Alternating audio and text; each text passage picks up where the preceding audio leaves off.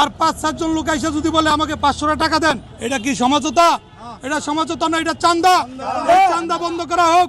আমরা পরিবহন ব্যবসা করি, আমি ড্রাইভার ছিলাম, আমি এখন ট্রাক ব্যবসা করি, সাইডে আমার স্ট্যান্ড।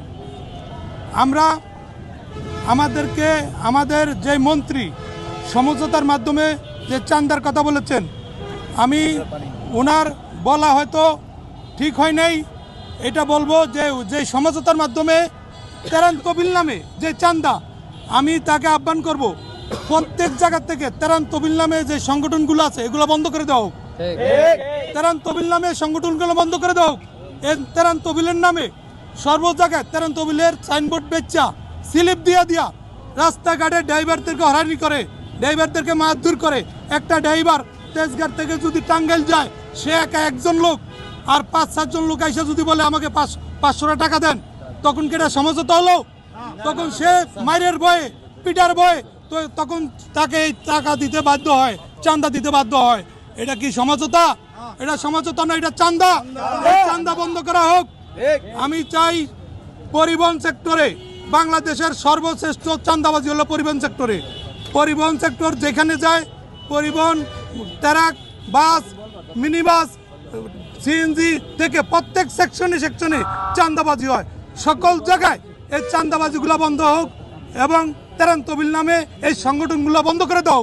এগুলা দিয়া কোনো সদস্যর উপকার হয় না। আমি ৩ সংগঠনের সদস্য, আমি 3টা সংগঠনের সদস্য। আমার একটা গাড়ি এই স্ট্যান্ডে পড়ে গেছে ভোটের রাত্রে, যার ক্ষয়ক্ষতি হলো 15 লক্ষ টাকা। আমি 3 সংগঠনে এই মাঠটা পরিচালনা করে 3 সংগঠন থেকে এখন পর্যন্ত আমি কোনো সাড়া পাই নাই। তারা আমাকে লাস্ট ডিসিশন দিয়েছে, তাদের দুঃখ প্রকাশ ছাড়া তারা কিচ্ছু করার নেই। আমার গাড়িটা ক্ষয়ক্ষতি হচ্ছে 15 লক্ষ টাকা। আমি প্রতিদনিক এই মাঠে আমি প্রতিদনিক 140 টাকা চাঁদা দেই। আমি 140 টাকা চাঁদা দেই। ভোটের রাত্রে আমার গাড়ি ফুরিয়ে ফেলছে তারা, কিন্তু আমি এখন পর্যন্ত 3 সংগঠনের কাছে আমি তাদের কাছে কোনো বিচার পাই নাই। এই যে আমি যে তাদের কাছে চিঠি দিয়েছি, সেই চিঠির কপি পর্যন্ত আমার কাছে আছে,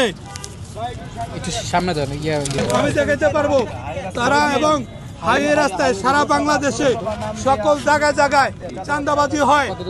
এই তেরান তহবিলের নামে চাঁদাবাজি হয়, পৌরসভার নামে চাঁদাবাজি হয়। আমি বলবো এই সকল তেরান তহবিলের এই সংগঠনগুলো বন্ধ করে দাও। আমাদের কোনো উপকার হয় না কোনো সংগঠন দিয়ে, আমাদের কোনো সদস্যের কোনো উপকার হয় না।